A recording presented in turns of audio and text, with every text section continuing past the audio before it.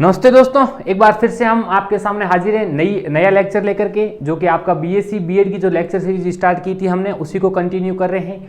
Exam तक हम इसको कंप्लीट करवा देंगे। बीएससी बीएड 2020 थर्ड ईयर का इनऑर्गेनिक का पेपर है। चलो फर्स्ट क्वेश्चन की तरफ बढ़ते हैं। पहला क्वेश्चन है पार्ट ए का CFSE। CFSE ये कहां से उठाया गया है? CFT से उठाया गया है। कहां से उठाया गया है? CFT, इतना तो पता ही होगा, CFT से उठाया गया है। CFT से ये पहला क्वेश्चन है। मेरे हिसाब से इस पेपर के अंदर CFT से 2-3 क्वेश्चन और आने वाले।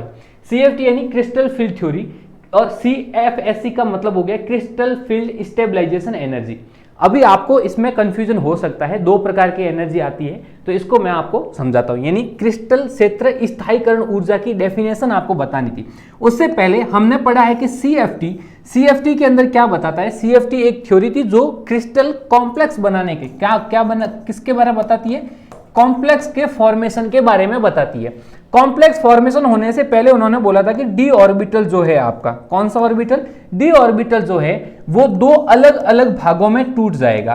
क्या करेगा? डी ऑर्बिटल दो अलग अलग भागों में टूट जाएगा। यदि वो कॉम्प्लेक्स, यदि वो संकुल बनने वाला अष्टफलकीय या फिर ऑक्टाहेड्रल होगा, तो क्या होगा? नीचे की तरफ कितने ऑर्बिटल रहेंगे? नीचे की तरफ आपके 3 ऑर्बिटल रहेंगे, और ऊपर की तरफ आपके कितने ऑर्बिटल रह रहे थे? 2 ऑर्बिटल रह रहे थे।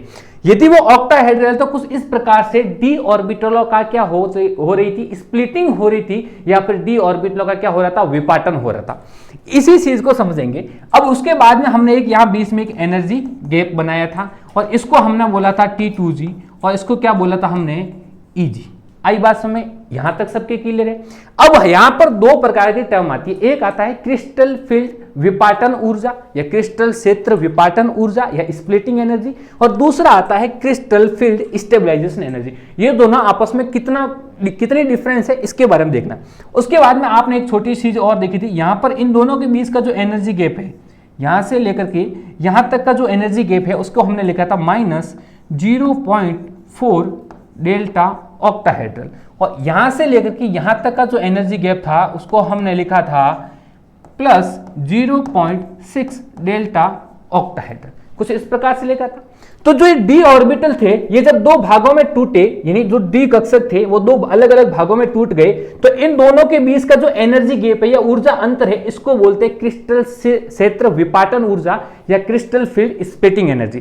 तो फिर ये CFSE क्या है? CFSE क्या है कि जब किसी भी, अब ये डेफिनेशन आपको एग्जाम में लिखनी है, इसलिए इसको आप आराम से ध्यान से सुनना, और ऐसे ही आपको लिख के आना, याद रखना। जब कभी कॉम्प्लेक्स या फिर संकुल निर्माण हो रहा होता है, तब डी कक्षकों का विपाटन हो जाता है। क्या हो जाता है? डी कक्षकों की स्प्लिटिंग हो जाती है। दो अलग अलग ऊर्जा स्तरों में बटे हुए डी कक्षकों में, दो अलग अलग ऊर्जा स्तरों में बटे हुए डी कक्षकों में जब वापस इलेक्ट्रॉन भरे जाते हैं, या फिर रीडिस्ट्रीब्यूशन ऑफ इलेक्ट्रॉन होता है, तब यहां से कुछ एनर्जी रिलीज होती है, या यहां से कुछ ऊर्जा होती है, वो क्या हो जाती है? उत्सर्जित होती है। उसी ऊर्जा को क्या बोलते हैं हम? क्रिस्टल फील्ड स्टेबलाइजेशन एनर्जी, या फिर क्रिस्टल क्षेत्र स्थायीकरण ऊर्जा। आई बात समझ में? दोबारा देखो एक बार। जब कभी क्या बनेगा?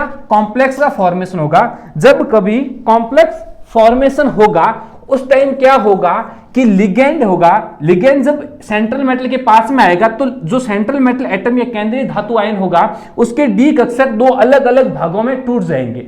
जब वो दो अलग अलग भागों में टूटने के बाद में, जब इसके अंदर अब लिगेंड के इलेक्ट्रॉन भरे जाएंगे, यानी रीडिस्ट्रीब्यूशन ऑफ इलेक्ट्रॉन, या फिर इलेक्ट्रॉनों का जब पुनः भरण होगा, तब यहां से कुछ एनर्जी उत्सर्जित होगी, या फिर यहां से कुछ ऊर्जा क्या होगी? लिबरेटेड होगी। उसी को क्या बोलते हैं? CFSE, या फिर क्रिस्टल क्षेत्र स्थायीकरण ऊर्जा।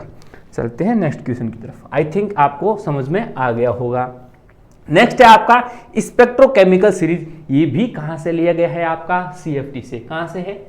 CFT, क्रिस्टल फील्ड थ्योरी से है स्पेक्ट्रोकेमिकल सीरीज। अब मैंने वहां पर पीछे एक डायग्राम बना के आपको दिखाया था कि डी ऑर्बिटल थे, वो कुछ इस प्रकार से दो अलग अलग भागों में क्या हो गए थे?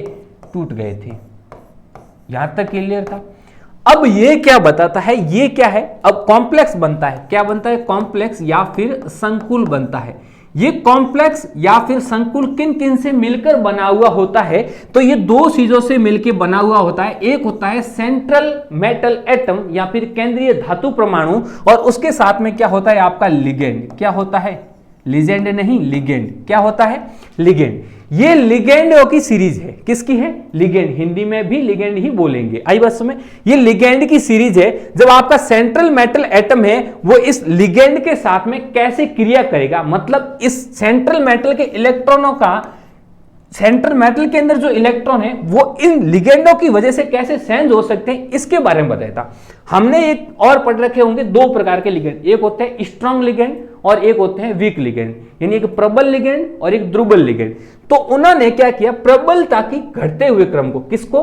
प्रबलता के घटते हुए क्रम को, लिगेंड को व्यवस्थित कर दिया था। किसने किया था? CFT ने। यहां से लेकर के वाटर तक जाएंगे हम, तो ये सब क्या है? स्ट्रॉन्ग फील्ड लिगेंड है। क्या है? स्ट्रॉन्ग फील्ड लिगेंड है। और इसके बाद वाले सारे कैसे है? वीक फील्ड लिगेंड है। अब इन चीजों का क्या मतलब है कि स्ट्रॉन्ग फील्ड हो या वीक फील्ड हो, बनाना तो क्या था? कॉम्प्लेक्स। लेकिन नहीं, जब हमें इसकी मैग्नेटिक प्रॉपर्टी या फिर कलर स्पेक्ट्रा समझाना होगा तो हमें क्या जरूरत पड़ेगी कि उसके अंदर कितने अनपेड इलेक्ट्रॉन रह रहे हैं, या उसकी ज्योमेट्री क्या होगी, यानी उसकी ज्यामिति क्या होगी। इन चीजों को समझने के लिए सबसे जरूरी क्या था कि इसके अंदर जो इलेक्ट्रॉन होंगे, किसके इलेक्ट्रॉन होंगे? सेंट्रल मेटल एटम के इलेक्ट्रॉन या फिर केंद्रीय धातु परमाणु के जो इलेक्ट्रॉन होंगे उनका युग्मन होगा या नहीं होगा, उनकी पेयरिंग होगी या नहीं होगी, ये किस चीज पे डिपेंड करता है? ये लिगेंड पे डिपेंड करता है। तो इसको समझाने के लिए इन्होंने एक सीरीज दी थी कि यदि ये वाले लिगेंड आ गए तो क्या कर देंगे? इलेक्ट्रॉनों की क्या करवा देंगे? पेयरिंग करवा देंगे या फिर युग्मन करवा देंगे। लेकिन इसके बाद वाले लिगेंड यदि आते हैं तो क्या पेयरिंग पॉसिबल नहीं है, तो क्या युग्मन पॉसिबल नहीं है। बस इसी बात को कौन समझाता है? Spectrochemical series. ये सीरीज आपको एज इट इज याद करनी है। इसमें आपको ये सीरीज आपके एक एग्जाम को छोड़ के दूसरे एग्जाम में आपकी रिपीटेड पूछी जाती है, इसलिए आपको एज इट इज ये सीरीज याद करनी है। और क्या होती है इसके बारे में बता दिया था। आपको सिर्फ ये सीरीज लिख के आनी है और बताना है कि ये लिगेंड की प्रबलता के क्रम को बताती है। आई बस समझे।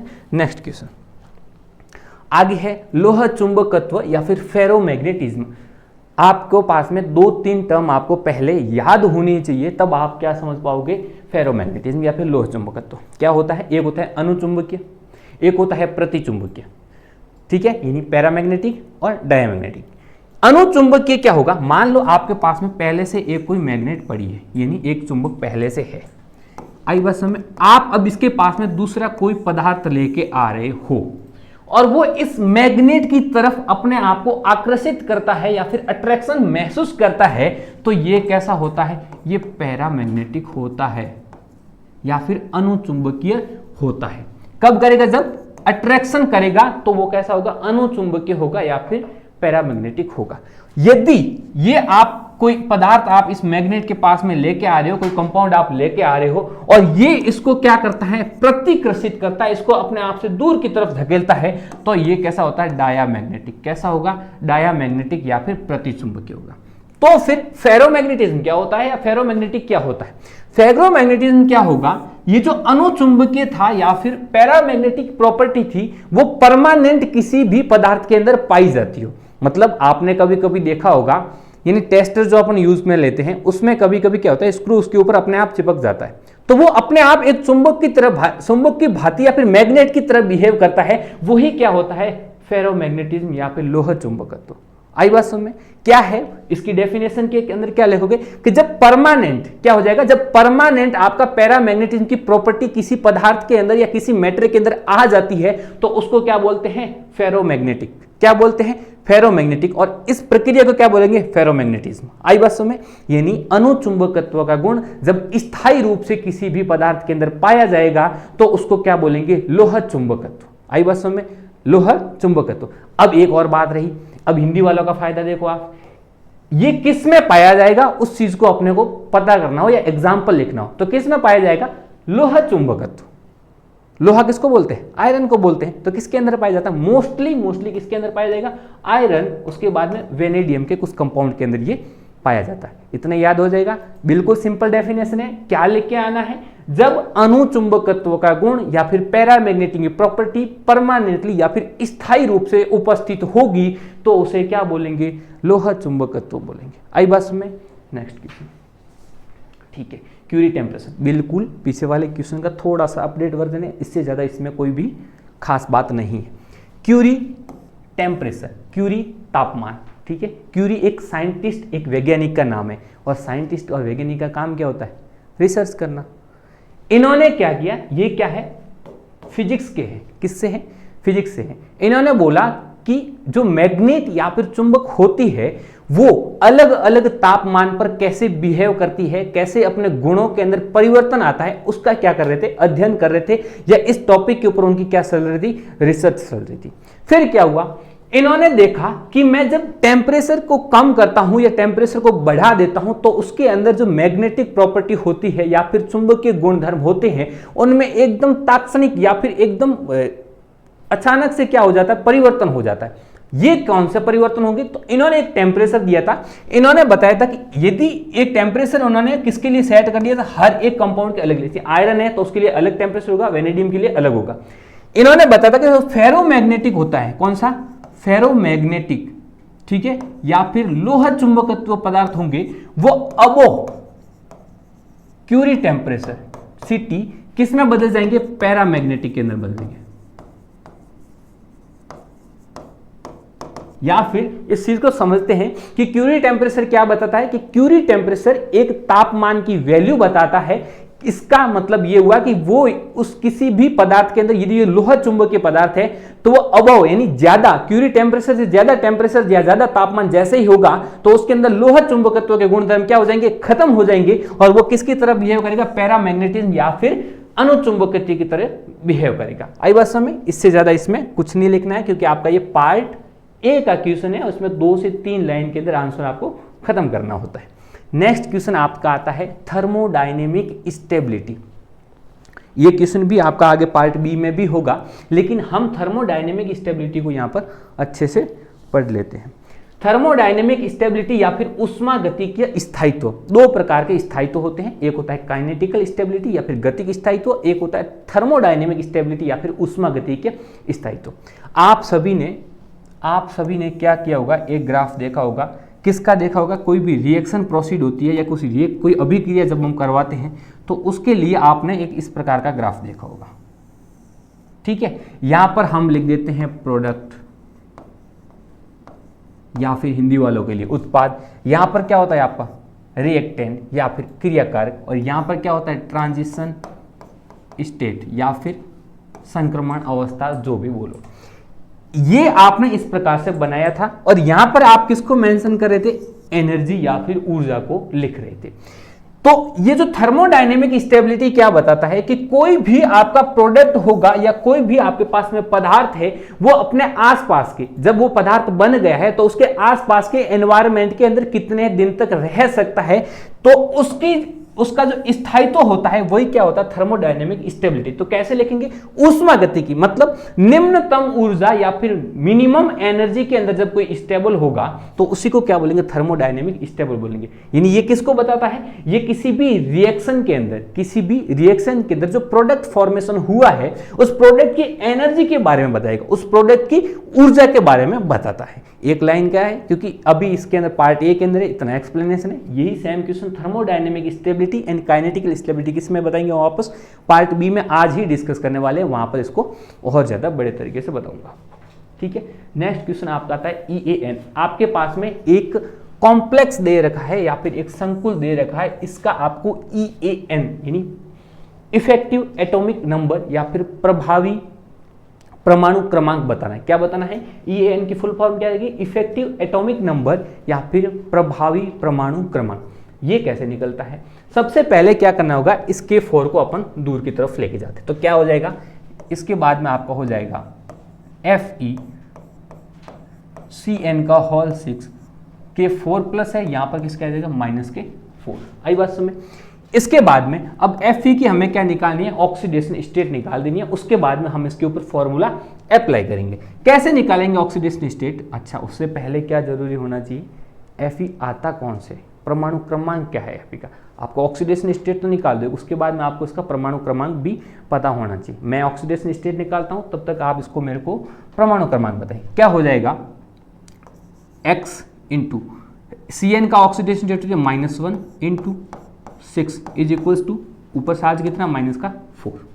आई बात समझ, ये x इज इक्वल्स टू हो जाएगा -4 प्लस के 6, तो x इज इक्वल्स टू कितना आ जाएगा, x की वैल्यू कितनी आ जाएगी 2, यानी Fe की ऑक्सीडेशन स्टेट कितनी आने आती है प्लस की 2, तो हम यहाँ लिख देंगे Fe +2, कितना लिख देंगे Fe +2। अब बताओ Fe का परमाणु क्रमांक कितना होता है। अरे गांव के मास्टर, अभी आप 3rd ईयर के अंदर हो, आपकी बीएड की BSc बीएड कर रहे हो, आप गांव में क्या बन के जाते हो, मास्टर बन के जाते हो। इतना पता होना चाहिए, नहीं है तो एग्जाम से पहले पढ़ लेना, ठीक है। Fe कहाँ तक आएगा, scandium, titanium, vanadium, chromium, manganese, iron, कितने पे आता है 26। अब ये कहाँ पे आएगा 26 के ऊपर आएगा, ठीक है। अब इसका अपन निकालते हैं EAN। EAN का फॉर्मूला देखो आप, EAN is equals to atomic number, क्या लिखना है आपने को, एटॉमिक नंबर या परमाणु क्रमांक माइनस ऑक्सीडेशन स्टेट या फिर ऑक्सीकरण अवस्था प्लस 2 इंटू कोऑर्डिनेशन नंबर। अब ये कोऑर्डिनेशन नंबर क्या है, या उपसहसंयोजन संख्या। कोऑर्डिनेशन नंबर को हम हिंदी में क्या बोलेंगे, उपसहसंयोजन संख्या। कोऑर्डिनेशन नंबर क्या होता है, यहां पर कितने लिगेंड डायरेक्टली जुड़े हुए हैं, 6 लिगेंड जुड़े हुए हैं, तो आप इतना याद रखो, इसका कोऑर्डिनेशन नंबर कितना हो जाएगा 6, कितना हो जाएगा 6। अब यहां इसका एटॉमिक नंबर कितना है 26, तो इसका प्रभावी परमाणु क्रमांक कितना हो जाएगा, एटॉमिक नंबर या परमाणु क्रमांक कितने होंगे 26 माइनस ऑक्सीडेशन स्टेट कितनी है +2, तो इसमें से 2 माइनस हो गए, प्लस के 2 इंटू कोऑर्डिनेशन नंबर कितने हो गए इसके 6, 2 इंटू 6 कितना हो गया, अरे कितना हो जाएगा 24 प्लस 12 कितना हो गया 36, कितना हो गया रे 36। ऐसे आपके पास में नेक्स्ट ईयर हो सकता है कि ये एग्जाम्पल तो नहीं पूछेगा, लेकिन EAN तो 100% पूछने वाले, और क्वेश्चन लाएंगे कहाँ से, इतनी छोटी सी यूनिट होती है। तो इसकी जगह कोई दूसरा एग्जाम्पल देगा, क्या करेगा, दूसरा कोई कॉम्प्लेक्स दे देगा, दूसरा कोई संकुल दे देगा, तो आपको क्या करना है, नॉर्मली पहले उसकी क्या निकालनी है, जो सेंट्रल मेटल एटम होता है या फिर केंद्रीय धातु परमाणु होता है, उसकी क्या निकालनी है आपको, उसकी नॉर्मल आपको ऑक्सीडेशन स्टेट या फिर ऑक्सीकरण अवस्था ज्ञात कर लेनी है। उसके बाद में वो कितने लिगेंड से जुड़ा हुआ होता है या फिर ऑक्सीकरण, आपको कोऑर्डिनेशन नंबर तो आपको निकालना आप सीख गए होंगे, तो वो निकाल दिया, उसको आप इस वैल्यू में रख दो, फॉर्मूले के अंदर आपका मान आ जाएगा। नेक्स्ट OMC कार्बधात्विक यौगिक, ये बहुत अच्छा क्वेश्चन है, बार बार रिपीट होता है, और इसकी जितनी सिंपल डेफिनेशन है उससे ज़्यादा सिंपल इस 3rd ईयर के अंदर कुछ नहीं हो सकता।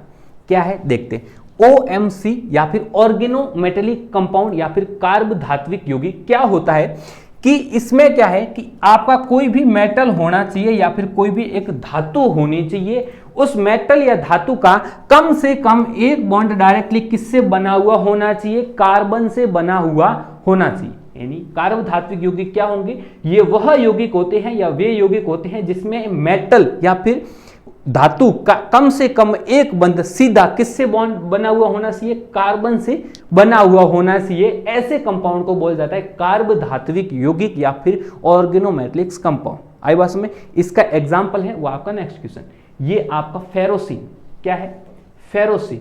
फेरोसिन आपका सबसे बेस्ट एग्जांपल है OMC का या फिर कार्बधात्विक यौगिक का। अब आपके क्वेश्चन में क्या पूछ लिया कि फेरोसिन की स्ट्रक्चर और उसका IUPAC नोमेनक्लेचर बताना है।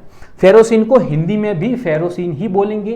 तो फेरोसिन की स्ट्रक्चर या फिर संरचना कैसी होती है, तो फेरोसिन होगा तो 20 के अंदर एक Fe प्रेजेंट होगा, क्या प्रेजेंट होगा, एक आयरन प्रेजेंट होगा। ऊपर की तरफ एक 5 मेंबर रिंग, कितने मेंबर रिंग, 5 मेंबर साइक्लिक या फिर सक्रिय रिंग उपस्थित होगी, और नीचे की तरफ भी आपकी एक 5 मेंबर या फिर 5 कार्बन से मिलकर बनी हुई एक सक्रिय क्या होती है, रिंग प्रेजेंट होती है। तो इस प्रकार की स्ट्रक्चर होती है, इसको बोलते हैं फेरोसिन। क्या बोलते हैं, फेरोसिन। अब इसका IUPAC नोमेनक्लेचर देखना है, उसके लिए आपने IUPAC नोमेनक्लेचर देख रखा, नहीं तो फिर से देख दे। 2 5 मेंबर रिंग है तो हम लिखेंगे 20, क्या लिखेंगे 20। उसके बाद में कोष्टक।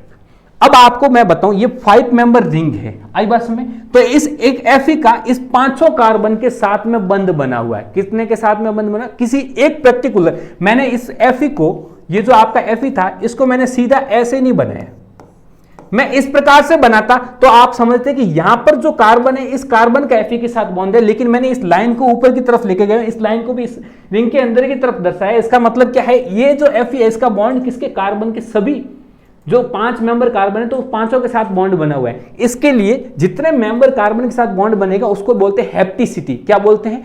हेप्टिसिटी। ये तो आपने यूनिट पढ़ा होगा, तो पढ़ा होगा। तो हेप्टिसिटी, हिंदी और इंग्लिश दोनों में ही हेप्टिसिटी बोलेंगे। तो हेप्टिसिटी को किससे प्रदर्शित कर सकते हैं? नीटा से। किससे प्रदर्शित करते हैं? नीटा से। तो हेप्टिसिटी इसकी कितनी है? 5 है। तो नीटा N5 या नीटा 5। उसके बाद में कितनी है? 5 मेंबरी रिंग है और कैसी है? साइक्लिक है। तो अब लिखेंगे साइक्लो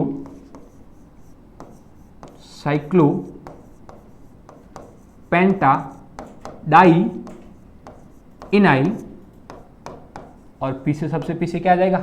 आयरन। क्या आ जाएगा? आयरन। तो ये हो जाएगा फेरोसिन का नोमेनक्लेचर। और जितना मुझे याद आ रहा है ये आपके 2-3 बार ऑलरेडी पहले से पूछा गया है एग्जाम के अंदर। नेक्स्ट आपका आता है रोस्टिंग या फिर भ्रजन। रोस्टिंग क्या होती है या भ्रजन क्या होती है? ये आपका जो यूनिट है धातु कर्म, उससे उठाया गया है। यानी आपके पास में कोई लोहा है, कोई एल्यूमिनियम है या फिर कोई कॉपर है, वो शुद्ध आपको तो कहीं बाजार में जैसे मिला होगा वैसे तो कहीं से प्राप्त तो नहीं होता होगा, किसी खदानों में से खोद के लाया गया होगा, या जहां से लावा निकल रहा होगा उसको प्यूरिफाई करके या उसका शुद्धिकरण करके लेके आए होंगे। तो ये वहां से लिए गए। रोस्टिंग क्या होती है? तो रोस्टिंग एक प्रोसेस है। रोस्टिंग एक प्रोसेस है, ये एक प्रक्रिया है जो किसकी है? शुद्ध करने के लिए। किसको? अयस्क को। जो आपके बड़े बड़ी खदानों से अयस्क निकलता है उसको शुद्ध करने के लिए एक रोस्टिंग किया जाता है। रोस्टिंग एक प्रोसेस होता है। अब आप इसका हिंदी वाला मीनिंग देखोगे तो आप थोड़ा बहुत इसकी मैं पहले डेफिनेशन बताता हूं, फिर आप कहीं कनेक्ट कर पाते हो या फिर मैं आपको इसको कनेक्ट करके दिखाऊंगा। अब रोस्टिंग की डेफिनेशन ये होती है कि किसी अयस्क को, जब खदानों से अयस्क निकाला जाता है, उन अयस्क को वायु की उपस्थिति में या फिर एयर की प्रेजेंस के अंदर गर्म किया जाता है। गर्म क्यों करेंगे? जब खदानों में से कुछ लेके आएंगे, कोई अयस्क लेके आएंगे, तो उसके अंदर क्या हो सकता है? वाष्प हो सकती है या दूसरी इंप्योरिटी हो सकती है जिसका टेम्परेचर या बॉइलिंग पॉइंट कम होगा। तो वो क्या करेंगे? जब गर्म करेंगे वायु की उपस्थिति में तो कुछ अशुद्धियां होगी, वो अपने आप इवेपोरेट हो जाएगी या वो अशुद्धियां होगी वो जल के खत्म हो जाएगी। तो उसी प्रोसेस को क्या बोलता है? रोस्टिंग या फिर भ्रजन। ये भ्रजन हम किसको करते हैं? किसी भी जैसे किसी चीज को भूंजते हैं, क्या करते हैं? मारवाड़ी में बोलते हैं भूंजनो। तो वो भूंजते हैं तब क्या करते हैं? कढ़ाई लेते हैं, कढ़ाई के अंदर कोई सामान डाल दिया, उसको बाद में उसको क्या करते हैं? चम्मच से हिलाते रहते हैं, नीचे तेज आग लगी हुई रहती है। वैसे ही वही प्रोसेस है। क्या करना होता है? ऊपर से ढक्कन नहीं देना है। क्या करना है? खुला रखना है, एयर की प्रेजेंस में रखना है या फिर वायु की उपस्थिति में किसी पदार्थ को बहुत ही ज्यादा, कौन से पदार्थ होंगे? यहाँ पर अयस्क होंगे, जो खनिज निकाले हुए होंगे वो उनके अयस्क होंगे, उनको गर्म किया जाता है। तो इस प्रोसेस को क्या बोलते हैं? रोस्टिंग या फिर भ्रजन। Next question, गालक। ये भी आपका किससे है? धातु क्रम से है। ये भी एक प्रोसेस है जो क्या किया जाता है? शुद्धिकरण के अंदर काम में लिया जाता है। गालक या फिर फ्लक्स क्या होता है? ये आपका जो कोई लावा निकला, वहां पर क्या आता है? कोई खदानों से लेके आता है। यहां पर क्या, यदि लावा है या फिर कोई अयस्क है, लावा भी हो सकता है, अयस्क भी हो सकता है, उसके अंदर क्या हो सकता है? कुछ इंप्योरिटी मिली हुई है। अब आपने उसको भ्रजन किया, लेकिन या रोस्टिंग की, उससे उसकी अशुद्धि दूर नहीं हुई है, तो उसमें कुछ अशुद्धि रहेगी। तो उसके नेक्स्ट प्रोसेस हम क्या कर सकते हैं? तो हम क्या कर सकते हैं? उसके अंदर कोई गालक या फिर फ्लक्स डाल सकते हैं। ये क्या करते हैं? मान लो आपके पास में कॉपर, आपका कोई लावा निकला हुआ है, उसके अंदर कॉपर की मात्रा बहुत ज्यादा है, लेकिन उसके अंदर प्योर फॉर्म में कॉपर नहीं है, कॉपर के अंदर कुछ अशुद्धियां है। तो उसको कैसे प्यूरिफाई करेंगे? तो उसके अंदर हम क्या डाल देंगे? FeO, फेरस ऑक्साइड डाल देंगे। ये क्या करेगा? इस कॉपर के अंदर जितनी भी अशुद्धियां है उन सभी को गाल करके क्या कर देता है? बाहर की तरफ अलग कर देगा, बाहर निकाला जा सकता है और पीछे हमें क्या मिल जाएगा? कॉपर मिल जाएगा। तो फ्लक्स या फिर गालक क्या हो गया? ये एक प्यूरिफाइंग एजेंट है। कौन सा एजेंट है? केमिकल एजेंट है या फिर केमिकल स्पेसीज है, जो किसी भी किस में डाला जाएगा? किसी लावा, जो लावा निकला हुआ होता है उसके अंदर डाला जाएगा, जिसकी वजह से ये क्या करेगा? उसके साथ में जो अशुद्धियां या इंप्योरिटीज मिली हुई होती है वो उसको अपने अंदर घोल देगा और मूल पदार्थ या फिर पेरेंट्स जो भी होगा, वो मैटर होगा, उससे अलग कर देगा। उसी को क्या बोलेंगे? फ्लक्स या फिर गालक बोलेंगे। ये आपके 10 क्वेश्चन पार्ट ए के खत्म हो गए हैं। पार्ट बी के कुछ क्वेश्चन अभी इस पार्ट में लेंगे, नेक्स्ट जो पार्ट बी और पार्ट सी के क्वेश्चन होंगे वो हम नेक्स्ट सेशन के अंदर ले लेंगे। नेक्स्ट क्वेश्चन आता है आपका पार्ट बी। अभी तक हमने पार्ट ए के 10 क्वेश्चन डिस्कस किए हैं, और उसमें हमने आपको उतना ही बताया है जितना आपके एग्जाम में लिखना है, क्योंकि ज़्यादा बातें बताने से मतलब नहीं है। आप उसमें 2 या 3 लाइन का लिख के आओगे तो टाइम पे आपका पेपर कंप्लीट हो पाएगा, नहीं तो कुछ क्वेश्चन होंगे पार्ट सी के रह जाएंगे। आई बात समझ में? तो जितना बोला है उतना लिख के आना है, और इसकी पीडीएफ हमारे ऐप के ऊपर आपको पता ही अवेलेबल है, वहाँ जाकर के आप इसकी भाषा देख सकते हो। यहाँ से क्वेश्चन आपको समझ में आ गया होगा, नहीं आया है तो कमेंट में जरूर बताना, मैं आपको दोबारा बता दूंगा। अब पार्ट बी का पहला क्वेश्चन है पोस्टुलेट ऑफ सीएफटी। मैंने आपसे पहले क्वेश्चन में बोला था सीएफटी से कम 2-3 क्वेश्चन आएंगे, और ये तीसरा क्वेश्चन है। कितना क्वेश्चन है? ये तीसरा क्वेश्चन है। ये सीएफटी है क्या, अब इसके बारे में थोड़ा डिटेल से जान लेंगे, जिसकी वजह से अपना पार्ट बी का क्वेश्चन भी खत्म हो जाएगा। सीएफटी यानी क्रिस्टल फील्ड थ्योरी। अब क्या है, जो थ्योरी आई थी तो उसके अंदर कुछ मूल बिंदु होंगे, कुछ पोस्टुलेट होंगे, जिसकी वजह से उसके आधार पर इन्होंने क्या किया था, कॉम्प्लेक्स के फॉर्मेशन को या संकुल निर्माण को बताया था। कौन कौन से पोस्टुलेट है? सबसे पहला पोस्टुलेट लेते, इससे पहले कौन आया था? सीएफटी से पहले आई थी वीबीटी। कौन आई थी? वीबीटी। तो वीबीटी ने बताया था कि जब कॉम्प्लेक्स बनेगा, कॉम्प्लेक्स बनता किस चीज से? दोनों चीज से, या तो किससे? सेंट्रल मेटल एटम होगा यानी केंद्रीय धातु परमाणु होगा, उसके साथ में क्या होगा? लिगेंड होगा। उन्होंने भी यही बोलता, वीबीटी भी तो यही बताती है, केंद्रीय धातु परमाणु और लिगेंड मिलके बनते। लेकिन इन्होंने जो वीबीटी थी ना, उसने क्या बोला कि इसके अंदर 2 कक्षक होंगे, उनका अतिव्यापन होगा या फिर ओवरलैपिंग होगी, उसकी वजह से बॉन्ड बनता है। लेकिन ये, और जब अतिव्यापन होगा तो सहसंयोजक या फिर सहसंयोजक टाइप का बंध बनेगा। लेकिन सीएफटी ने क्या बोला? ऐसा कुछ भी नहीं होता है। इन्होंने यहां से अपने पोस्टुलेट देने स्टार्ट किए। इन्होंने इनके जो कॉम्प्लेक्स का सेंट्रल मेटल एटम होगा वो लिगेंड होगा, उन दोनों के बीच में पहला बंध कौन सा होगा, कैसे बॉन्ड बना होगा, यहीं से अपना फर्स्ट पोस्टुलेट दिया था। तो क्या था, आइए समझते हैं। इन्होंने बोला कि जो आपका सेंट्रल एटम या फिर केंद्रीय धातु परमाणु है और लिगेंड है, ये दोनों कैसे है? पॉइंट चार्ज है। कैसे है? पॉइंट चार्ज है या फिर बिंदु आवेश है। कैसे है? पॉइंट चार्ज या फिर बिंदु आवेश है। तो बिंदु आवेश कौन से है, चार्ज कौन सा है? तो उन्होंने बोला जो सेंट्रल एटम होगा या केंद्रीय धातु परमाणु होगा, उसके ऊपर तो कौन सा चार्ज रहने वाला है? हमेशा पॉजिटिव या फिर प्लस साइन रहने वाला है। तो बोला लिगेंड कौन कौन से हो सकते हैं? तो लिगेंड 2 प्रकार के हो सकते हैं। कौन कौन से? या तो लिगेंड होगा तो उसके ऊपर नेगेटिव चार्ज होगा, या फिर क्या, यदि वो उदासीन है, नेगेटिव चार्ज होगा तो नेगेटिव पॉइंट चार्ज मानेंगे, या फिर उदासीन है तो वो एक डाइपोल या फिर द्विध्रुव की भांति व्यवहार करेगा। कैसे व्यवहार करेगा? डाइपोल या फिर द्विध्रुव की व्यवहार करेंगे। मतलब एक साइड आपका प्लस प्लस आ जाएगा और दूसरी साइड आपका क्या आ जाएगा? माइनस माइनस आ जाएगा, और वो माइनस वाला पार्ट होगा, ये इस एटम से क्या करेगा? बॉन्ड बनाने के लिए पार्टिसिपेट करेगा। तो अब ये प्लस स्पेसीज है या फिर ये चार्ज स्पेसीज है, ये भी चार्ज स्पेसीज है, तो इनके बीच में बॉन्ड कौन सा होगा? तो सीएफटी ने बताया कि इनके मध्य या इनके बीच में जो बंध होगा वो स्थिर वैद्युत आकर्षण बल होगा। कौन सा होगा? स्थिर वैद्युत आकर्षण बंध होगा।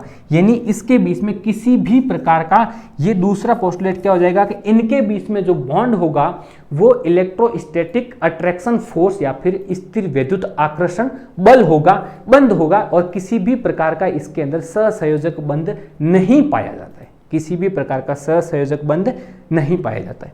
फिर आज नेक्स्ट बात आ जाती है कि कौन सा बंध हो गया? इसके अंदर स्थायी वैद्युत आकर्षण बंध हो गया। तो फिर अब जब 2 प्लस स्पीशीज, एक प्लस है एक माइनस है, इसके बीच में जब सहसंयोजक बंध नहीं होगा तो उन्होंने बताया कि इसके अंदर किसी भी टाइप की क्या नहीं होगी, इसके अंदर जब वो क्या, कौन सा बंध नहीं होगा? सहसंयोजक बंध नहीं होगा, तो इसमें किसी भी प्रकार की ओवरलैपिंग या फिर अतिव्यापन नहीं होगा। आई बात समझ में? अतिव्यापन नहीं होगा मतलब क्या हुआ? 2 ऑर्बिटल, लिगेंड और मेटल के ऑर्बिटल है, वो एक दूसरे के ऊपर सट के ओवरलैप नहीं करेंगे या फिर अतिव्यापन नहीं करेंगे। फिर बात आती है, फिर इनके सबसे मेन इंपॉर्टेंट काम स्टार्ट होता है। इनकी वजह से ही ये क्या, किसको समझाया था? मैग्नेटिक प्रॉपर्टी को ही समझाया था, कलर स्पेक्ट्रा को समझाया था, और क्या समझाया था इन्होंने कि कौन सा कंपाउंड स्टेबल होगा, कौन सा कंपाउंड नहीं हो स्टेबल होगा। कौन सी स्टेबिलिटी? काइनेटिकल स्टेबिलिटी को भी कौन बताता है? सीएफटी ही बताने वाला है। फिर इन्होंने बताया कि हम आपके जो डी ऑर्बिटल होते हैं वो डी ऑर्बिटल कितने होंगे? 5 डी ऑर्बिटल आपके होंगे। जो डी ऑर्बिटल है वो दो प्रकार के होते हैं, ये तो पहले से पता था, लेकिन सीएफटी ने बोला ये जो दो प्रकार के 500 डी ऑर्बिटल होंगे इनकी एनर्जी जब लिगेंड पास में आएगा तो इनकी एनर्जी अलग हो जाएगी। ये डी ऑर्बिटल किसके हैं? ये सेंट्रल एटम या फिर केंद्रीय धातु परमाणु के, किसके हैं? सेंट्रल एटम या फिर केंद्रीय धातु परमाणु के जो डी ऑर्बिटल होंगे, जब क्या होता है, मान लो आपके पास में कॉम्प्लेक्स बना होगा तो यहां पर एक सेंट्रल एटम होगा और इधर की तरफ से चारों तरफ से क्या होंगे, लिगेंड क्या करेंगे, अटैक करेंगे। क्या करेंगे? अटैक करेंगे। जब लिगेंड अटैक करेंगे तो सेंट्रल मेटल एटम का जो या केंद्रीय धातु परमाणु के इलेक्ट्रॉन होंगे उस इलेक्ट्रॉनों के ऊपर अलग अलग प्रकार का रिपल्सन या फिर प्रतिकर्षण पड़ेगा, जिसकी वजह से ये क्या होंगे, डी ऑर्बिटलों के बीच के डी ऑर्बिटल क्या हो जाएंगे, विपाटित हो जाएंगे या फिर उनकी स्प्लिटिंग हो जाएगी। आई बात समझ? तो बोला ये स्प्लिटिंग कैसे होगी, तो इन्होंने अलग अलग कॉम्प्लेक्स के लिए यानी उसकी ज्यामिति क्या है उसके आधार पर इन्होंने बताया। यानी ये जो डी ऑर्बिटल था ये जब वो कैसा हो, कॉम्प्लेक्स ऐसा हो, ऑक्टाहेड्रल हो या फिर अष्टफलकीय होगा, तो आपका ये डी ऑर्बिटल होगा वो कुछ इस प्रकार से दो भागों में टूटेगा। कौन कौन से दो भागों में टूटेगा? तो ये टूटेगा, सबसे नीचे रहेंगे 3 ऑर्बिटल। कौन से रहेंगे? 3। इसको बोलेंगे हम T2G। क्या बोलेंगे? T2G। ऊपर की तरफ आपके क्या रहेंगे? 2। इसको बोलेंगे हम EG। आई बात समझ?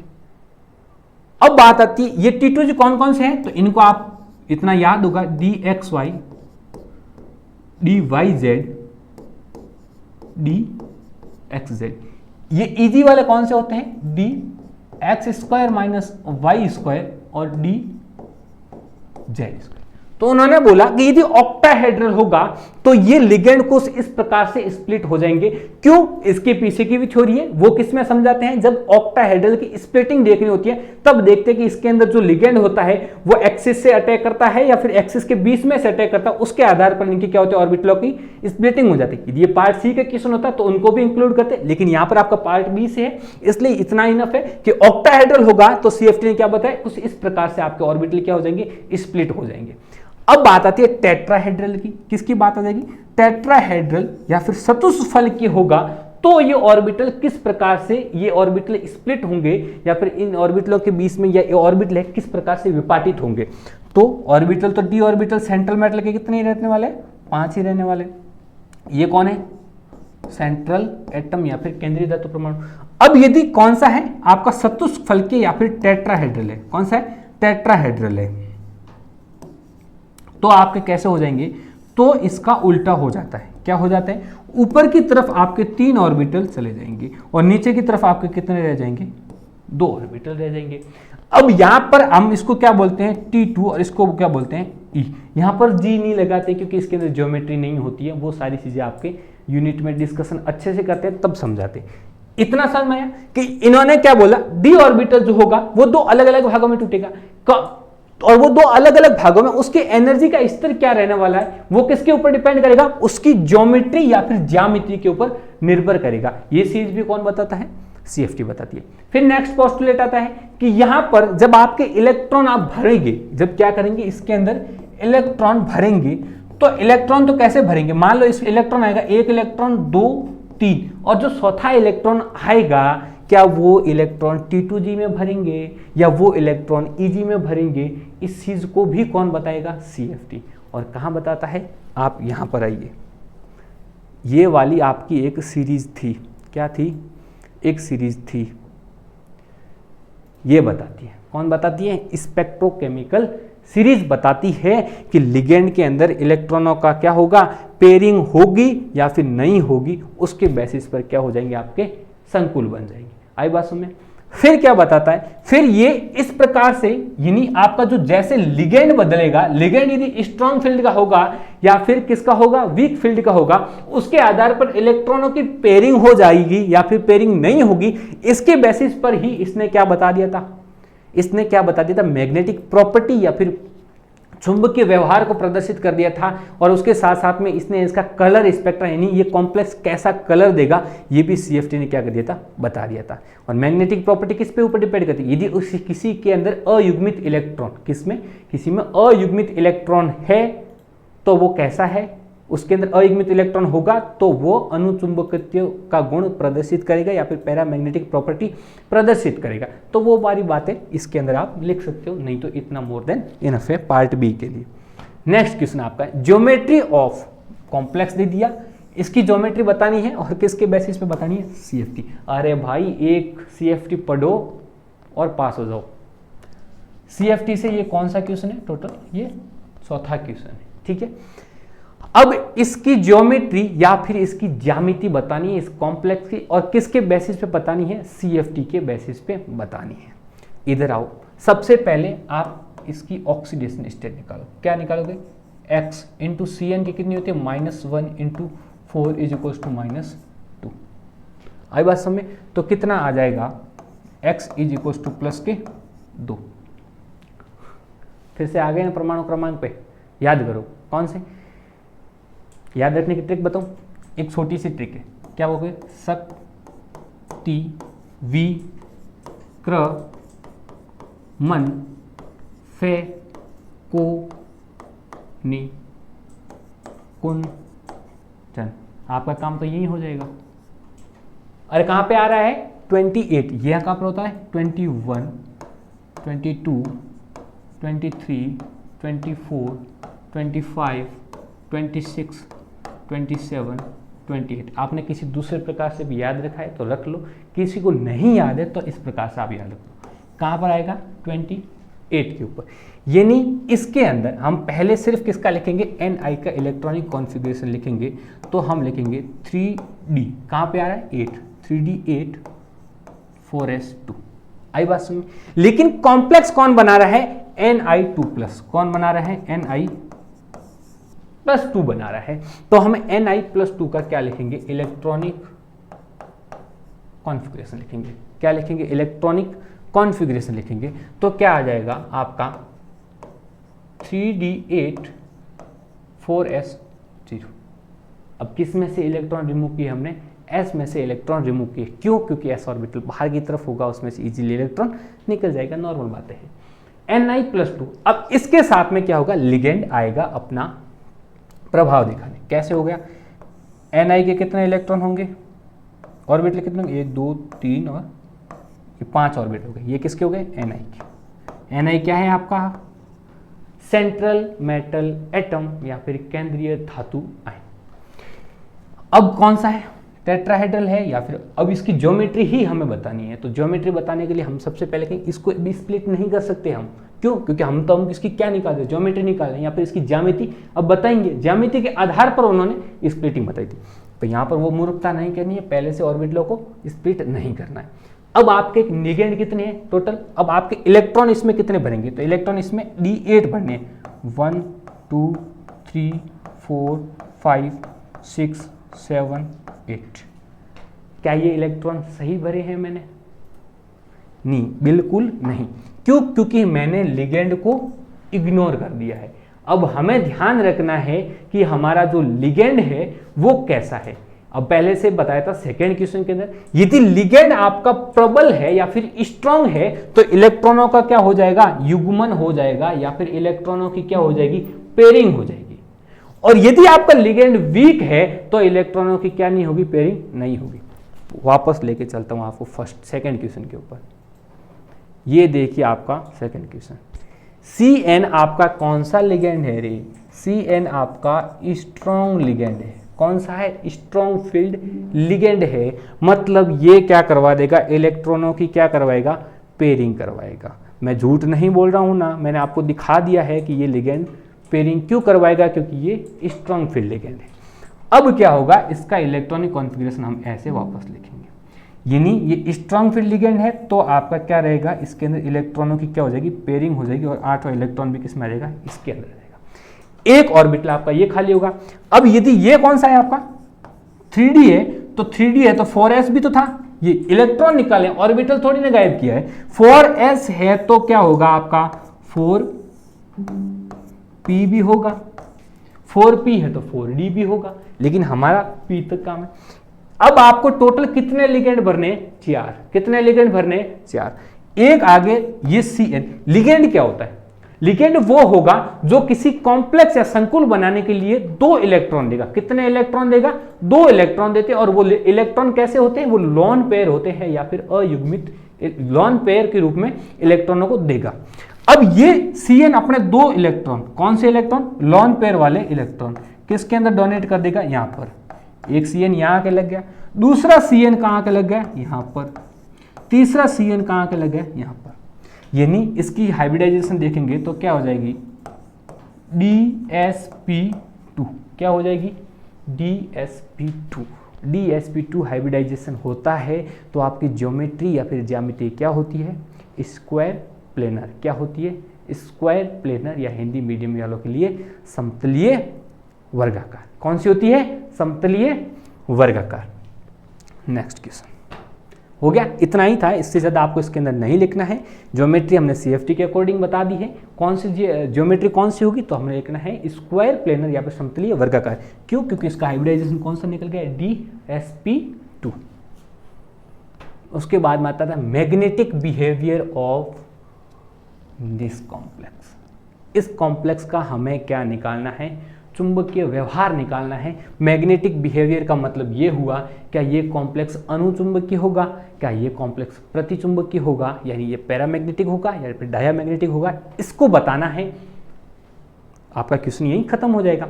इसके लिए भी सेम प्रोसेस करते हैं। Fe की पहले क्या निकालो आप? Oxidation state. कैसे निकालोगे? ये आपका आ गया FeCN का होल 6 और यहाँ पर आ जाएगा ऊपर की तरफ -3 x into -1 into 6 is equals to -3 x is equals to plus के 3। कितने आ गए? x is equals to plus के 3। अब आपको क्या करना है? Fe+3 का, यहाँ पहले लिख दो किसका? Fe का। Fe कहाँ पे आएगा? Scandium, titanium, vanadium, chromium, manganese, iron. कितने आप पता? 26। कहाँ पे आएगा? 26। इसका इलेक्ट्रॉनिक कॉन्फ़िगरेशन लिखेंगे तो वो आ जाएगा 3d6 4s2। क्या आ जाएगा? 3d6 4s2। अब हमें किसका कॉन्फ़िगरेशन लिख रहा है? Fe+3 का, क्योंकि इस कॉम्प्लेक्स के अंदर Fe क्या किस रूप में उपस्थित है? Fe+3 के रूप में उपस्थित है, या फिर Fe की जो ऑक्सीडेशन स्टेट है वो क्या है? +3 है। आई बात समझ? तो ये हो गया आपका Fe+3 इज इक्वल्स टू, अब आपको क्या करना है? +3 है मतलब 3 इलेक्ट्रॉनों को निकालना है, 3 इलेक्ट्रॉन को बाहर फेंक देना है। तो क्या हो जाएगा? 3d5 4s0 4s0। अब हमें इसकी ज्योमेट्री नहीं पता है तो हम क्या करेंगे? डी इलेक्ट्रॉनों को ऐसे लिखेंगे। ये कौन सा हो गया अपना? 3d 1 2 3 4 5 हो गया। अब इसके अंदर हमें कितने इलेक्ट्रॉन बने? 5 इलेक्ट्रॉन बने। 1 2 3 4 5 ऐसे ही बनने वाले। लेकिन नहीं, क्या देखना है हमें? लिगेंड। लिगेंड कौन सा है? लिगेंड Cn है, मतलब लिगेंड स्ट्रॉन्ग फील्ड है। लिगेंड जब स्ट्रॉन्ग फील्ड होगा तो इलेक्ट्रॉनों की क्या होगी? पेयरिंग होगी, या फिर इलेक्ट्रॉनों का क्या हो जाएगा? युग्मन हो जाएगा। तो हम वापस बनाएंगे, क्या करेंगे? इसको वापस बनाएंगे। ये आपको भी पता रहना चाहिए था कि जब आप बनाओ तब आप इसको एक बार नॉर्मल बनाओ, फिर दोबारा भरोगे तो हमेशा आपको हैबिट रहेगी कि पहले हमने भले कैसे भी इलेक्ट्रॉन भरे हैं, हमें दोबारा लिगेंड को देखना है। लिगेंड यदि हमारा स्ट्रॉन्ग फील्ड लिगेंड है तो इलेक्ट्रॉनों की हम क्या करवा देंगे? पेयरिंग। ठीक है। अब टोटल डी में हमें 5 इलेक्ट्रॉन भरने हैं। स्ट्रॉन्ग फील्ड लिगेंड है तो इलेक्ट्रॉनों की क्या हो जाएगी? पेयरिंग। 1 2 3 4 5। आई बात समझ? अब ये कौन सा था आपका? 3d। यहां पर क्या आएगा आपका? 4s। यहां पर क्या आएगा आपका? 4p। लेकिन अब मैं भले यहां पर लिगेंडों को भरूं या फिर नहीं भरूं, अब भले लिगेंड आ जाएगा तो लिगेंड तो अपने खुद के 2 इलेक्ट्रॉन लेके आएगा। कौन से? लोन पेयर वाले। तो 2 इलेक्ट्रॉन, एक ऑर्बिटल मैक्सिमम 2 इलेक्ट्रॉन जा सकते हैं। तो क्या इस वाले इलेक्ट्रॉन के पास में कोई दूसरा इलेक्ट्रॉन आएगा क्या? अरे नहीं आएगा। तो यहां पर ये इलेक्ट्रॉन कैसा रह जाएगा? अयुग्मित रह जाएगा, या फिर अनपेयर्ड इलेक्ट्रॉन एक उपस्थित रह जाएगा, जिसकी वजह से इसकी मैग्नेटिक बिहेवियर कैसा होगा? आपको पहले ही बताया है, जब अयुग्मित इलेक्ट्रॉन उपस्थित रह जाता है तो उसका मैग्नेटिक बिहेवियर होता है वो पैरामैग्नेटिक या फिर अनुचुंबकीय हो जाता है। समझ में आया? दोबारा देखो, जब आपका Fe3+ था तो 5 हो गया था। 5 इलेक्ट्रॉनों को जब आप भरोगे तो उसमें एक इलेक्ट्रॉन अयुग्मित हो जाएगा। अब आप ये बोल सकते हो कि क्या सर Cn वाला Cn 2 इलेक्ट्रॉन दे रहा है तो क्या एक इलेक्ट्रॉन यहाँ नहीं दे सकता? बिल्कुल नहीं दे सकता। वो 2 इलेक्ट्रॉन उसके लोन पेयर के होते हैं और एक साथ रहने वाले हैं, वो इलेक्ट्रॉन यहाँ नहीं आ सकता। इसकी वजह से ये एक इलेक्ट्रॉन अकेला रह जाएगा या फिर अयुग्मित रह जाएगा या फिर अनपेयर्ड रह जाएगा, जिसकी वजह से इसकी जो मैग्नेटिक प्रॉपर्टी होगी वो कैसी हो जाएगी? इसकी मैग्नेटिक प्रॉपर्टी या फिर चुंबकीय गुणधर्म कैसे होंगे? अनुचुंबकीय या फिर पैरामैग्नेटिक हो जाएंगे। नेक्स्ट क्वेश्चन अपना है स्पिन ओनली फॉर्मूला या फिर केवल सकरण सूत्र है, उसको लिखना है। ये किसका है? मैग्नेटिक बिहेवियर होता है या फिर जो मैग्नेटिक या फिर चुंबकीय गुणधर्म होते हैं उनको निकालने का है, यानी वो चुंबक कितना पावरफुल होगा, इसकी कैलकुलेशन कैसे कर सकते हैं, इसके लिए फॉर्मूला चाहिए होगा। उस कैलकुलेशन करने के लिए जो फॉर्मूला जरूरी होगा उसको देखेंगे।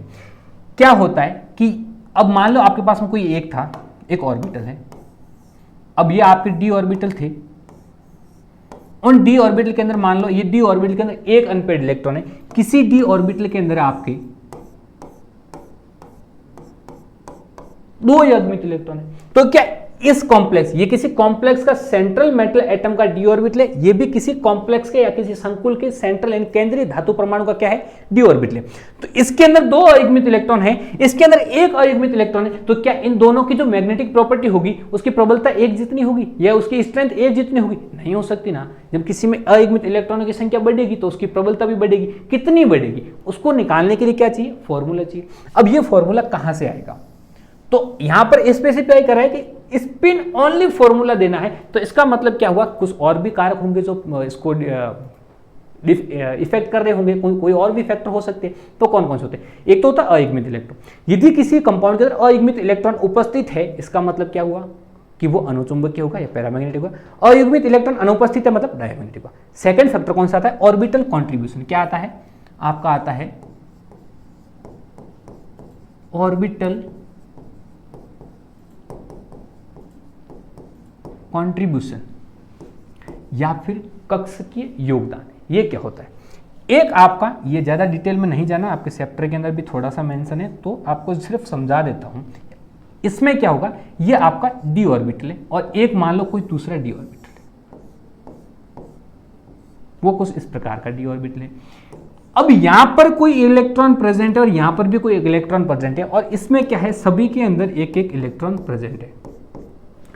अब ये इलेक्ट्रॉन, इस इलेक्ट्रॉन का ट्रांजिशन हो सकता है अपने ही डी कक्षक के दूसरे डी कक्षक के अंदर, इलेक्ट्रॉन का ट्रांजिशन पॉसिबल है। तो ये यहां पर आएगा तो इसकी स्पिन भी कैसी रहेगी? ऊपर की तरफ रहेगी, यानी पहले +½ थी तो इसकी स्पिन अब भी कैसी रहेगी? +½ रहेगी। तो क्या यहां से मैं इस इलेक्ट्रॉन को किसी भी दूसरे कक्षक के अंदर क्या कराऊं? ट्रांजिशन कराऊं या संक्रमण करवाऊंगा, तो ये इलेक्ट्रॉन यहां पर आएगा तो इसकी स्पिन कैसी हो जाएगी? बदल जाएगी। यानी पहले यदि +½ थी तो अब कैसे होगी? ये -½ होगी। जब किसी इलेक्ट्रॉन का ट्रांजिशन करवाने पर उसकी स्पिन में बदलाव हो जाता है तो वो ऑर्बिटल कंट्रीब्यूशन में भाग नहीं लेता है या फिर वो कक्षकीय योगदान में उपस्थित नहीं होता है। इस प्रकार का कोई होगा जिसमें इस इलेक्ट्रॉन का ट्रांजिशन करवाने के बाद में उसकी स्पिन बदलती नहीं है, तो ये ऑर्बिटल कंट्रीब्यूशन के अंदर क्या लेते हैं? भाग लेते हैं। तो जब इस प्रकार के कॉम्प्लेक्स होंगे तब तो ये वाला फॉर्मूला काम नहीं आएगा, लेकिन जब इस प्रकार के कॉम्प्लेक्स होंगे जिसमें ऑर्बिटल कंट्रीब्यूशन कितना होता हो? 0 होता हो, 0 होता हो, तब आपका क्या काम आएगा? ये वाला फॉर्मूला काम आएगा। तो ये फॉर्मूला आया कहां से, इसको देखते हैं। इस फॉर्मूले को निकालने के लिए अपने पास में पहले एक फॉर्मूला है मैग्नेटिक प्रॉपर्टी का या मैग्नेटिक गुणधर्म का। क्या है? √4s × s+1। s क्या है? आपकी है स्पिन। क्या है? स्पिन या फिर सकरण है। ये स्पिन किसकी है? सकरण किसका है? तो इलेक्ट्रॉन का है। किसका है? इलेक्ट्रॉन। इलेक्ट्रॉन का सकरण कैसा होता है? +½ या फिर -½ हम ऐसे लिखते हैं इलेक्ट्रॉन को, एक को ऊपर की तरफ तीर, एक का नीचे की तरफ तीर, अब भी कैसे तीर? ½ तीर। तो ऊपर की तरफ होते हैं, इसको नॉर्मली हम क्या कहते हैं? +½ और ये कैसा होता है? नॉर्मली -½ ऐसे प्रदर्शित करते हैं। तो ये E क्या है? स्पिन है। अब इस स्पिन की जगह हम दूसरा मान क्या रख सकते हैं? तो स्पिन किसकी है? इलेक्ट्रॉन की है। तो अब S की जगह हम क्या रख देंगे? n/2। n क्या है? n = unpaired. अनपेयर्ड इलेक्ट्रॉन या फिर अयुग्मित इलेक्ट्रॉन है n, और n/2 अब s की जगह हम रख देंगे तो इसकी वैल्यू आ जाएगी n × n+2, और ये n × n+2 आपका क्या है, स्पिन ऑनली फॉर्मूला है। क्या है, केवल सकरण सूत्र है। इसकी सहायता से आप उन सभी कंपाउंड के वैल्यू निकाल सकते हैं जिन कंपाउंड के बारे में आपका क्या हो, ऑर्बिटल कंट्रीब्यूशन पार्टिसिपेट नहीं कर रहा हो, उसके अंदर आपका उसका मैग्नेटिक प्रॉपर्टी यानी वो कितना ज्यादा पावरफुल मैग्नेटिक प्रॉपर्टी दिखा सकता है, उसकी वैल्यू आप रख सकते हो। अब यहां पर n की वैल्यू बढ़ेगी, यानी अयुग्मित इलेक्ट्रॉन या अनपेयर्ड इलेक्ट्रॉनों की वैल्यू बढ़ेगी, वैसे वैसे उसका मैग्नेटिक बिहेवियर भी क्या हो जाएगा, मैग्नेटिक जो स्ट्रेंथ होगी वो भी क्या हो जाएगी, बढ़ जाएगी। आई बात समझ में? नेक्स्ट क्वेश्चन की तरफ चलते हैं।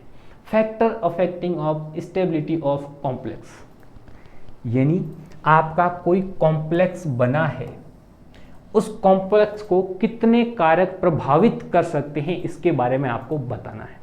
अब बात आती है कौन कौन से कारक करेंगे, तो जिनसे मिलकर बने हुए होते हैं वही उपस्थित होंगे, या उनसे जुड़े हुए कारक भी हो सकते हैं, और दूसरा कारक तो क्या ही होगा। तो कॉम्प्लेक्स होता है आपका, ये कॉम्प्लेक्स आपका दो भागों से मिलकर दो चीजों से मिलकर बना होता है। एक होता है सेंट्रल एटम, दूसरा होता है लिगेंड। ये बात मैं आज 50 बार रिपीट कर चुका हूं, अब तो आपको याद हो गई होगी। जो सेंट्रल एटम और लिगेंड होता है, तो इनसे जुड़े हुए ही कारक होंगे, इनसे जुड़े हुए ही फैक्टर होंगे जो इसकी स्टेबिलिटी या फिर इसके स्थायित्व को प्रभावित करेंगे। तो कौन कौन से होते हैं? सबसे पहले उठाते हैं हम सेंट्रल एटम को। किसको उठाएंगे हम? Central atom. सेंट्रल एटम से रिलेटेड जितने भी कारक होंगे उनको लिख देंगे। सबसे पहले आएगा सेंट्रल एटम का साइज, सेंट्रल एटम या फिर केंद्रीय धातु आयन का आकार। केंद्रीय धातु आयन या फिर सेंट्रल मेटल एटम का आकार जितना ज्यादा छोटा होगा, जितना ज्यादा छोटा होगा वह उतना ही ज्यादा स्टेबल या फिर स्थायी कॉम्प्लेक्स का फॉर्मेशन या स्थायी संकुल का निर्माण करेगा। ऐसा क्यों होता है, आओ समझते हैं। आपको पता है सेंट्रल एटम के ऊपर कैसा चार्ज रहता है? पॉजिटिव। आई बात समझ? पॉजिटिव चार्ज मतलब उसके बाह्यतम कोश में हमने ऑलरेडी किसी इलेक्ट्रॉन को निकाल रखा है। हमने किसी, ये होता है आपका कोई एटम है, बीच में क्या होगा? न्यूक्लियस होगा, उसके चारों तरफ क्या है? इलेक्ट्रॉन सर्कल लगा है। ये पॉजिटिव चार्ज होंगे, इलेक्ट्रॉन कैसे चार्ज होते हैं? नेगेटिव। ये छोटी मोटी बात है। अब ये इलेक्ट्रॉन मैंने एक ऑलरेडी निकाल दिया, तो क्या हमने इसके अंदर से प्रोटॉन निकाले? नहीं निकाले। तो प्रोटॉन नहीं निकाले, सिर्फ इलेक्ट्रॉन निकाले। पहले प्रोटॉन और इलेक्ट्रॉन की संख्या बराबर थी, अब इलेक्ट्रॉनों की संख्या कम हो गई है, प्रोटॉन की संख्या ज्यादा हो गई है। तो ये प्रोटॉन होंगे वो बाहर वाले इलेक्ट्रॉन को और ज्यादा आकर्षित करके रखेंगे। क्या करेंगे? और ज्यादा पास में लाने की कोशिश करेंगे।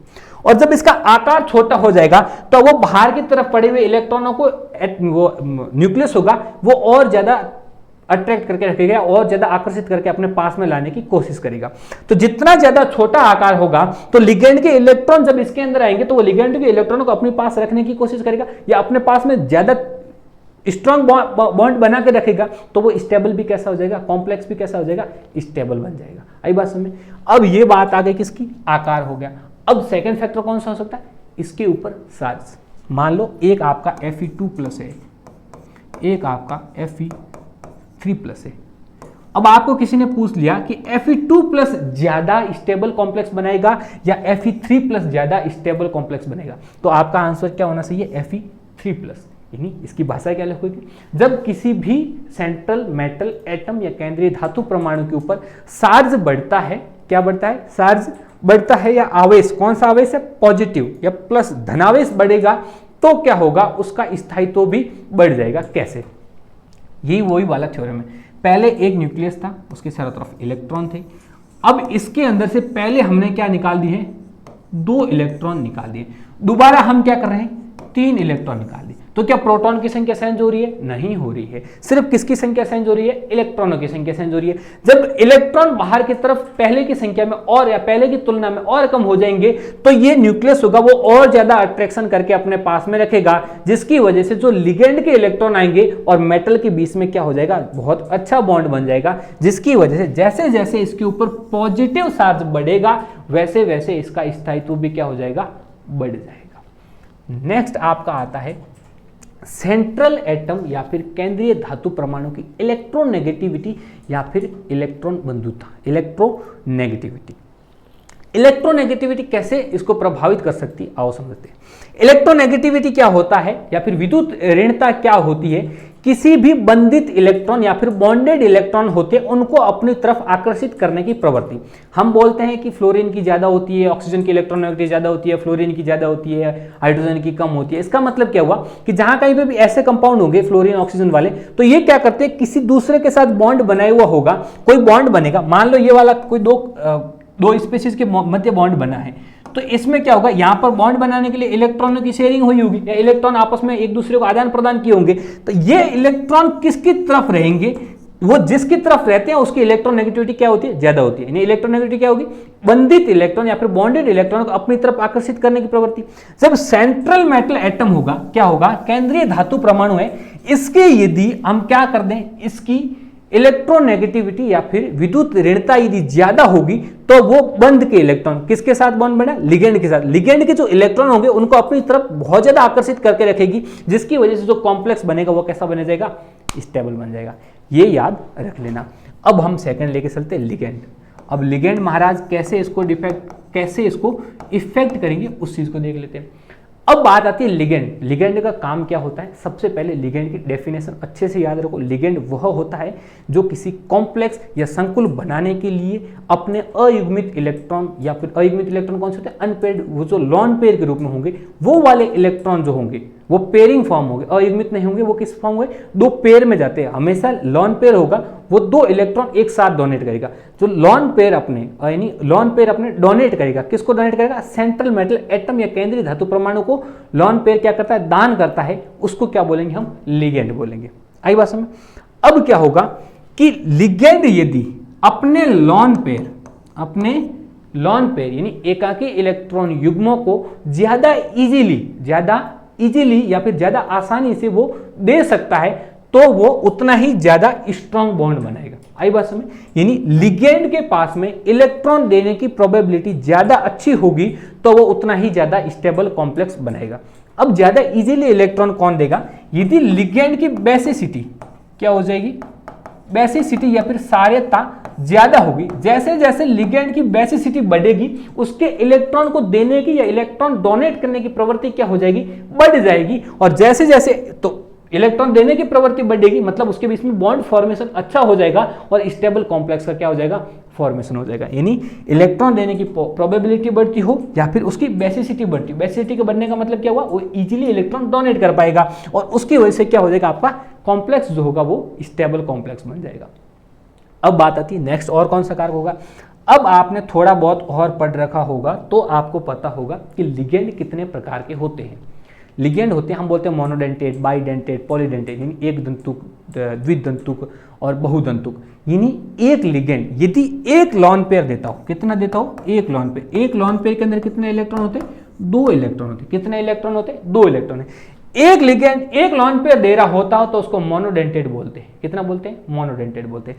2 लॉन पेयर दे रहे होते हैं तो बाइडेंटेट बोलते हैं, और 2 या 2 से ज्यादा देते हैं तो पॉलीडेंटेट बोलते हैं। जब कभी पॉलीडेंटेट या फिर बाइडेंटेट लिगेंड, जब कभी पॉलीडेंटेट या फिर बाइडेंटेट लिगेंड या फिर हम क्या बोलते हैं, द्विदंतुक या फिर बहुदंतुक लिगेंड कॉम्प्लेक्स फॉर्मेशन करते हैं तो एक सिलेट का निर्माण करते हैं। किसका निर्माण करते हैं, सिलेट का निर्माण करते हैं। तो जब सिलेट का निर्माण हो जाएगा तो वो कॉम्प्लेक्स इस मोनोडेंटेट की तुलना में क्या हो जाएगा, ज्यादा स्टेबल हो जाएगा। आई बात समझ। यानी जब कभी भी आपका कॉम्प्लेक्स फॉर्मेशन हो रहा होगा, उसमें यदि सिलेट निर्माण हो गई, सिलेट का निर्माण कब होगा, जब आपका लिगेंड कैसा होना चाहिए, पॉलीडेंटेड होना चाहिए। कैसा होना चाहिए, बाइडेंटेड या फिर पॉलीडेंटेड होना चाहिए। बाइडेंटेड पॉलीडेंटेड का मतलब क्या हुआ, कितने, 2 या 2 से ज्यादा क्या दे रहा होगा, लॉन पेयर एक ही लिगेंड दे रहा होगा तो उस प्रकार। यानी आपका मान लो ये कोई मेटल है और मोनोडेंटेड होगा तो एक एक ऐसे खुले खुले जुड़े हुए होंगे।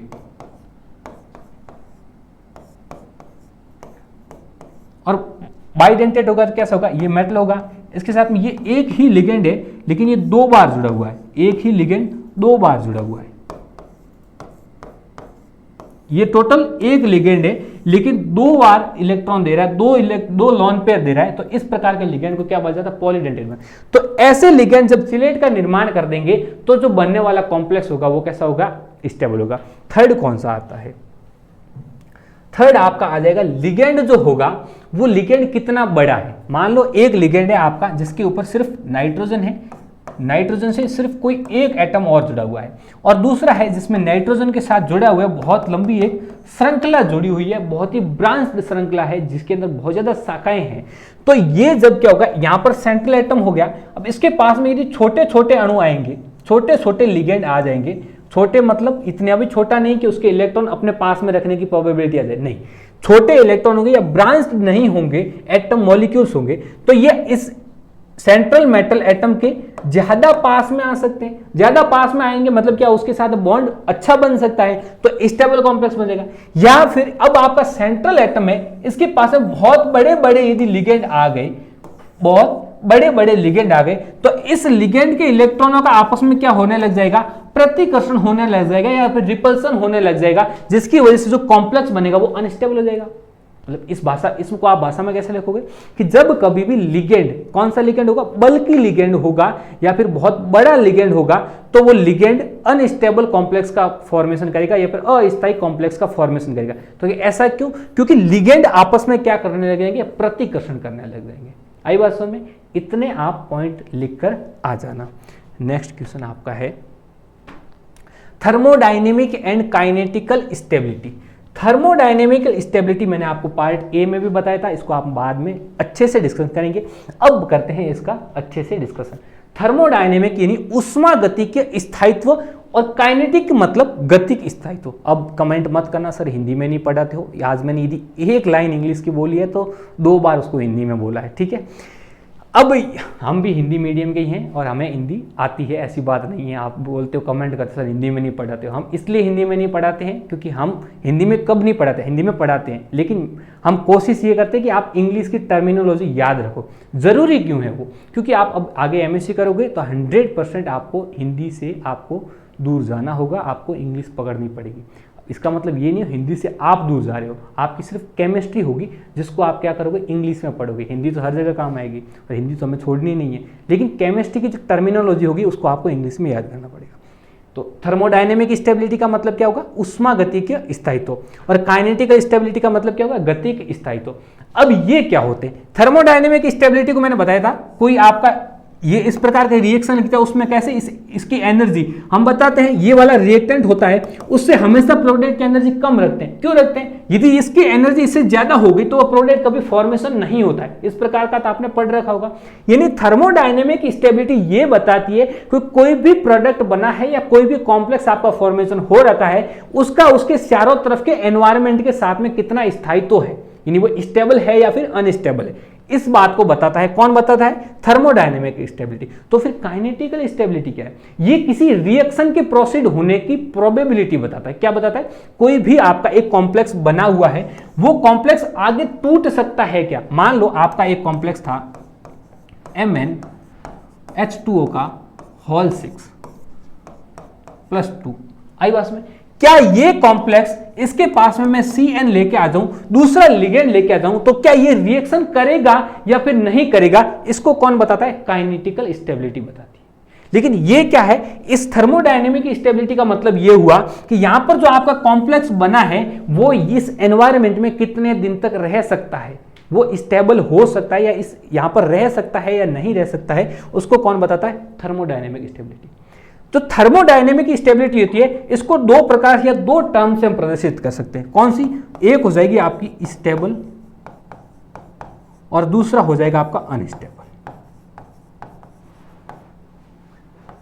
यानी स्थायी और अस्थायी। सिंपल है। लेकिन काइनेटिकल स्टेबिलिटी है, इसको 2 प्रकार से, इनकी दो टर्म होगी वो अलग अलग होगी। एक हो जाएगा आपका लेबाइल और दूसरा हो जाएगा आपका इनर्ट। लेबाइल और इनर्ट, हिंदी और इंग्लिश दोनों में लेबाइल को लेबाइल और इनर्ट को इनर्ट बोलेंगे हम, ठीक है। लेबाइल और इनर्ट, यदि कोई कॉम्प्लेक्स अपने चारों तरफ के एनवायरनमेंट में बहुत दिनों तक बना हुआ रह सकता है उसी कंपोजिशन के अंदर या उसी संगठन के अंदर, तो वो कॉम्प्लेक्स कैसा होगा, स्टेबल होगा। कैसा होगा, स्टेबल होगा। यदि कोई कॉम्प्लेक्स अपने आप या कोई आपका संकुल बनाए, वो 2-3 दिन बाद अपने आप दूसरे भागों में टूट गया है या अलग अलग भागों में बिखर गया है, बिखरने का मतलब यह वो किसी और के साथ रिएक्शन कर ली, या फिर वो अपने आप में जो, जैसे मान लो ये वाला जो कॉम्प्लेक्स था, बीच में आपका मेटल है, उसके बाद में ये मान लो H2O के लिगेंड 6 जुड़े हुए थे, दोबारा आपने पता किया तो मेटल के साथ सिर्फ कितने लिगेंड है, सिर्फ 3 लिगेंड है या फिर 4 लिगेंड है, 2 वाटर मॉलिक्यूल ऑलरेडी इवेपोरेट हो गए। तो इस प्रकार का जो डीके हो जाएगा वो कैसा हो जाएगा, वो अनस्टेबल हो जाएगा। और यदि इस प्रकार का डीके नहीं उपस्थित हो जाए तो वो कैसा हो जाएगा, स्टेबल हो जाएगा। यानी थर्मोडायनेमिक स्टेबिलिटी को हम 2 प्रकार से प्रदर्शित कर सकते हैं। यदि वो समय के साथ में परिवर्तन हो जाता है तो वो कैसा होता है, अनस्टेबल होता है या फिर अस्थायी होता है। और यदि समय के साथ परिवर्तन नहीं होता है, वो उसके एनवायरनमेंट के साथ में अपना इक्विलिब्रियम या फिर साम्य अवस्था बिठा के रखता है, तो वो कैसा हो जाएगा, स्टेबल हो जाएगा। लेकिन ये क्या है, लेबाइल और इनर्ट क्या है? यदि कोई कॉम्प्लेक्स है, ये मान लो आपका कोई कॉम्प्लेक्स है, M का मतलब मैं मेटल लिख के चल रहा हूं यहां पर, ये मान लो आपका कोई कॉम्प्लेक्स है, ये कॉम्प्लेक्स आगे किसी भी दूसरे कंपाउंड के साथ रिएक्शन नहीं कर रहा है, तो वो कैसा हो जाएगा, वो इनर्ट हो जाएगा। कैसा हो जाएगा, इनर्ट हो जाएगा। जब कोई कॉम्प्लेक्स किसी दूसरे मीडियम या दूसरे किसी कंपाउंड के साथ रिएक्शन नहीं करेगा तो वो इनर्ट हो जाएगा। और यदि कोई कॉम्प्लेक्स है वो दूसरे किसी कंपाउंड के साथ रिएक्शन करके कोई तीसरा प्रोडक्ट दे रहा है तो वो कैसा हो जाएगा, वो लेबाइल हो जाएगा। और लेबाइल और इनर्टनेस किसको दिखाते हैं, काइनेटिकल स्टेबिलिटी को या फिर गतिक स्थायित्व को प्रदर्शित करते हैं। अब बात आती है नेक्स्ट, ये हो गया आपका लेबाइल, हो गया इनर्ट, हो गया। तो इसकी वैल्यू कैसे कैलकुलेट कर सकते हैं, आई बात में, इसकी वैल्यू कैसे कैलकुलेट कर सकते हैं। आपने CFSE crystal field stabilisation energy देखी थी। अब यदि क्रिस्टल फील्ड स्टेबलाइजेशन एनर्जी, उसका मान कितना, 12dq, कितना 12dq या उससे ज्यादा है, 12dq या फिर उससे ज्यादा है, तो वो वाला कॉम्प्लेक्स कैसा होगा आपका, इनर्ट होगा। कैसा होगा आपका, इनर्ट होगा। वो अब आगे जाकर किसी के साथ रिएक्शन नहीं कर सकता। और इससे यदि कम है, इससे यदि कम है तो वो कैसा हो जाएगा, वो आपका लेबाइल हो जाएगा। कैसा हो जाएगा, लेबाइल हो जाएगा। तो थर्मोडायनेमिक स्टेबिलिटी क्या हुई, जो अपने आसपास के वातावरण में कितने दिन तक रह सकती है और उसके आधार पर हम इसको बता सकते हैं। और वो क्या होती है, ये क्या होगी, ये किसी रिएक्शन के होने की प्रोबेबिलिटी बताएगा। क्या हो जाएगा, ये कंपाउंड आगे किसी में रिएक्शन कर सकता है या नहीं कर सकता है। लेकिन ये क्या बताता है, थर्मोडायनेमिक स्टेबिलिटी या उष्मा गति की स्थायित्व क्या बताता है कि ये कंपाउंड कितने दिन तक स्टेबल फॉर्म में इस एनवायरमेंट में रह सकता है, किसी रिएक्शन में पार्टिसिपेट करने की बात नहीं कर रहे। तो यहाँ तक हमने अपना डिस्कशन कर लिया है। नेक्स्ट 1-2 क्वेश्चन है ये, और पार्ट सी के जो क्वेश्चन है उसका हम एक नेक्स्ट वीडियो के अंदर आपको फुल डिस्कशन दे दूंगा।